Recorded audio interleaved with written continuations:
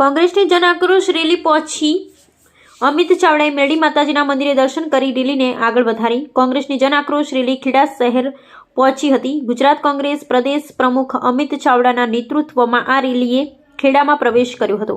આ પ્રસંગે અમિત ચાવડાએ ખેડાના મેરડી માતાજીના મંદિરે દર્શન કરી રેલીનો પ્રારંભ કરાવ્યો હતો।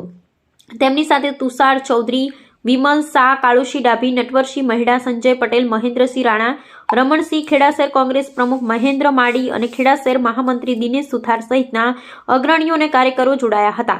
મેરડી માતાજીના મંદિરથી શરૂ થયેલી આ રેલી ભગતસિંહ સ્ટેચ્યુ પહોંચી હતી, જ્યાં અમિત ચાવડાએ પુષ્પાંજલિ અર્પણ કરી હતી। ત્યારબાદ રેલી ખેડા શહેરમાંથી પસાર થઈ બાબા સાહેબ આંબેડકરની પ્રતિમાને પુષ્પહાર પહેરાવી વંદન કર્યા હતા। આ કાર્યક્રમો બાદ જન આક્રોશ રેલી હાઈવે માર્ગ તરફ રવાના થઈ હતી।